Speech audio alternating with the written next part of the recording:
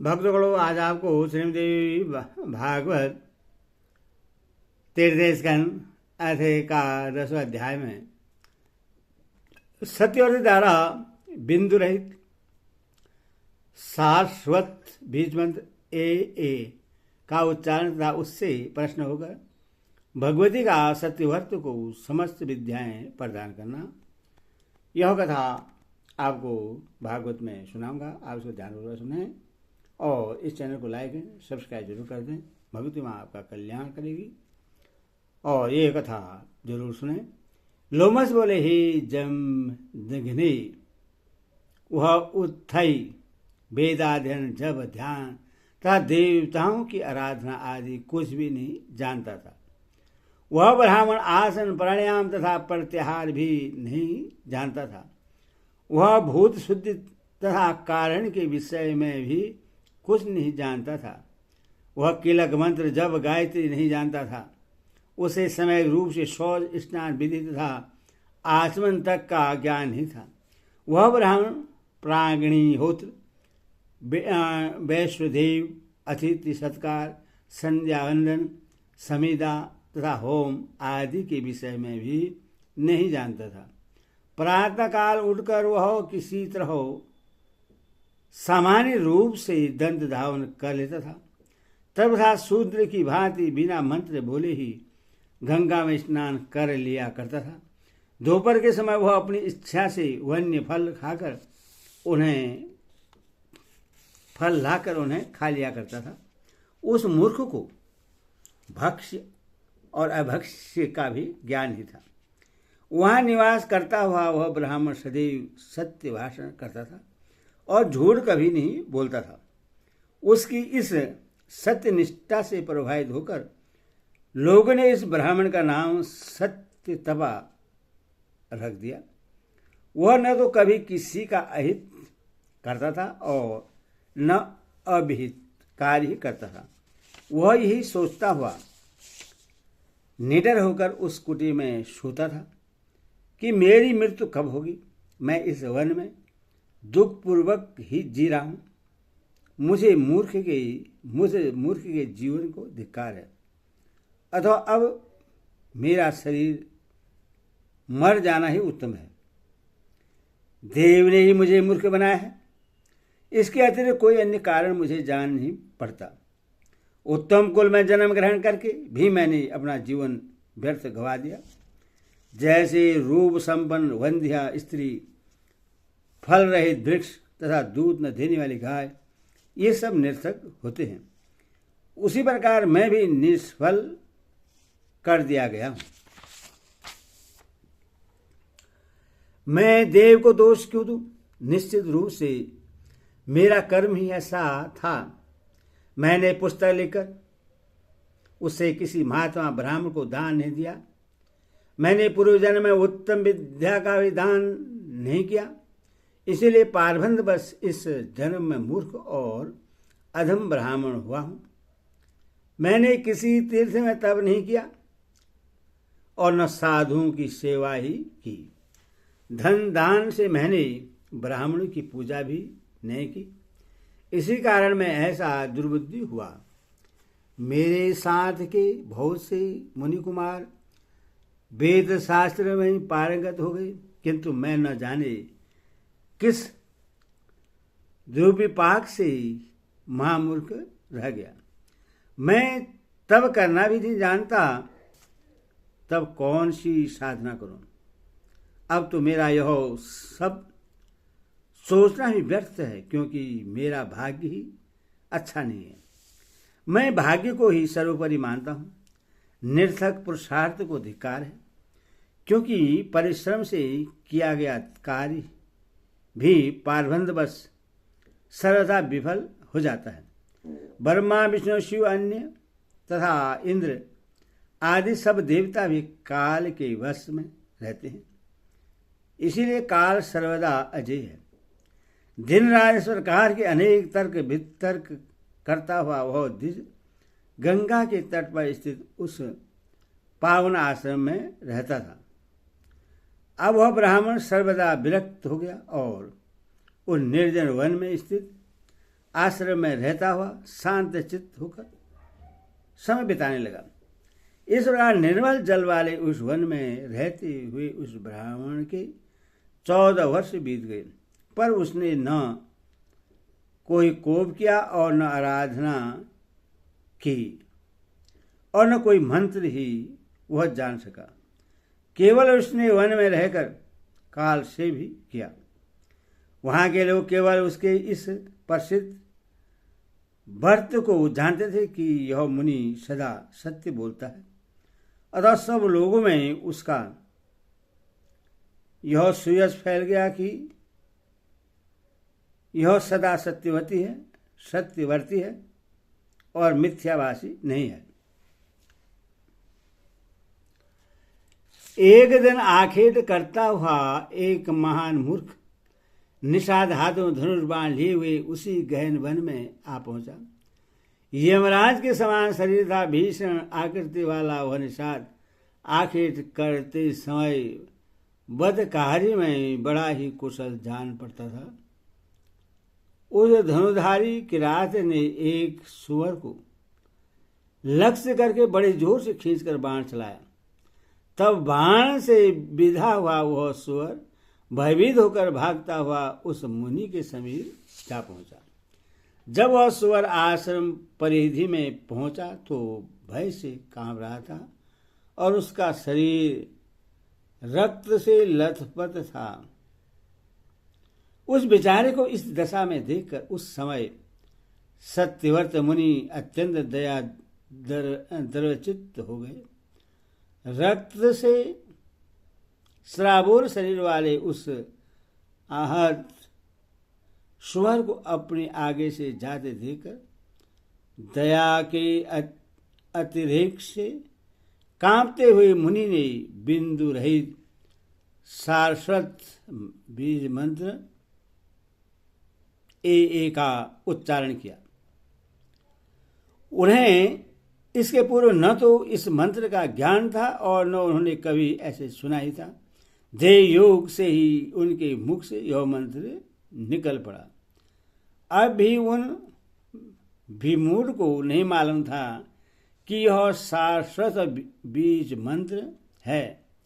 वे महात्मा सत्यव्रत मुनि तो उस घायल सुअर के शोक में डूबे हुए थे।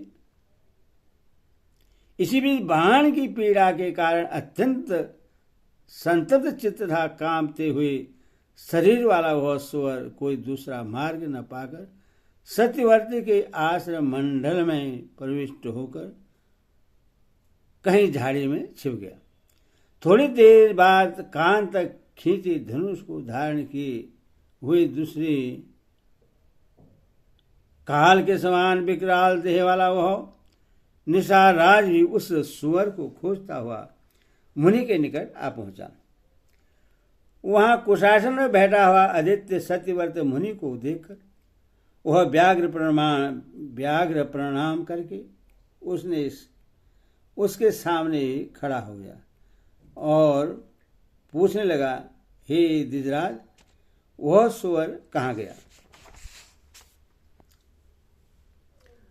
मैं आपके सत्य भाषण से प्रसिद्ध व्रत को जानता हूं, इसीलिए पूछता हूं कि मेरे बाण से घायल हुआ वह सुअर किधर गया? मेरा सारा परिवार भूख से पीड़ित है।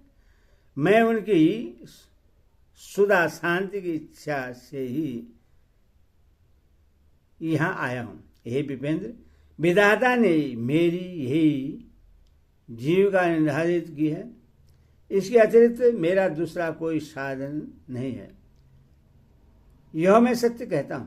अच्छे बुरे किसी भी उपाय से अपने परिवार का पालन पोषण तो निश्चित रूप से करना ही चाहिए। आप सत्यव्रत हैं और मुझे अब सच सच बता दीजिए, मेरा सारा कुटुंब भूख से व्याकुल है। अतः हे विप्र, मैं आपसे पुनः पूछ रहा हूं कि मेरे बाण से घायल वह सुअर किधर गया है? आप मुझे शीघ्र बता दें। उस व्याध के इस प्रकार बार बार पूछने पर महात्मा सत्यव्रत मुनि बड़े असमंजस में पड़ गए और मन में सोचने लगे कि अब मैं क्या करूं, जिसने मेरा सत्यव्रत नष्ट न हो और मुझे यह भी न कहना पड़े कि मैंने उससे नहीं देखा है। तुम्हारे बाण से घायल वह सुअर भाग गया, यह मिथ्या मैं कैसे कहूं? और यदि इससे सच बता देता हूं तो वह सुधा से आतुर होकर बार बार सुअर को पोंछ रहा है, अतः उससे खोजकर अवश्य ही मार डालेगा। वह सत्य वास्तविक सत्य नहीं है जिससे किसी जीव की हिंसा होती हो, तथा वह असत्य भी सत्य ही है जो दया से युक्त हो, जिसके द्वारा प्राणियों का कल्याण हो वह सत्य है, और जो इसके विपरीत है वह असत्य है। इस परस्पर विरोधी प्रसंगों में मेरा हित कैसे हो? मैं क्या उत्तर दूं जिससे मेरी बात झूठी न हो? लोमस मुनि ने कहा, हे ब्राह्मण, ऐसा विचार करते हुए वे सत्यव्रत मुनि धर्म संकट में पड़ गए और व्याध को यथोचित उत्तर नहीं दे सके। बाण से आहत स्वर को देकर मुनि सत्यव्रत के द्वारा जो करुणायुक्त ए शब्द उच्चारित हो गया था, उस अपने बीज मंत्र से प्रश्न होकर भगवती शिवा ने उन्हें दुर्लभ विद्या दे दी। देवी के बीज मंत्र का यह उच्चारण करते ही मुनि सत्यव्रत के हृदय में समस्त विद्याएं प्रस्फुटित हो गई और वे उसी प्रकार कवि हो गए जिस प्रकार पूर्व काल में महर्षि वाल्मीकि। तत्पश्चात सत्यकाम, धर्मात्मा तथा दयालु ब्राह्मण सत्यव्रत ने अपने सामने खड़े उस धनुषधारी व्याध से एक श्लोक इस प्रकार कहा, जो आंख देखती है वो बोलती नहीं है, और जो वाणी बोलती है वो देखती नहीं है, अथवा अपने ही प्रयोजन की सिद्धि में तत्पर है व्याध, तुम बार बार क्यों पूछ रहे हो? उस मुनि के ऐसा कहने पर पशु का वध करने वाला वह व्याध उस सुअर से निराश होकर अपने घर लौट गया। सब प्रकार से सत्यव्रत नामक ब्राह्मण दूसरे वाल्मीकि के समान कवि हो गए, और इस प्रकार से वे सत्यव्रत नामक ब्राह्मण दूसरे वाल्मीकि के समान कवि हो गए और समस्त लोगों में प्रख्यात हो गए। तत्पश्चात उन सत्यव्रत ब्राह्मण ने सारस्वत बीज मंत्र का विधिपूर्वक जप किया और वे पृथ्वी तल पर पंडित के रूप में अत्यधिक विख्यात हो गए। अब ब्राह्मण लोग प्रत्येक पर्व पर उनका यशोगान करने लगे और मुनिगण उनके विस्तृत आख्यान की निरंतर प्रशंसा करने लगे। उनका महान यश सुनकर उनके परिवार के वे ही लोग जिन्होंने उन्हें पहले त्याग दिया था, उनके आश्रम में जाकर विशेष आदर सम्मान के साथ उन्हें घर ले गए। अतः हे राजन, उन आदि शक्ति तथा जगत की कारण स्वरूपा परादेवी को सदा भक्तिपूर्वक सेवा तथा पूजा करनी चाहिए। हे महाराज, आप मेरे द्वारा पहले ही बताए गए सर्व काम प्रदायक अम्बा मक्खन अनुष्ठान वैदिक विधि के अनुसार नित्य नियम पूर्वक कीजिए।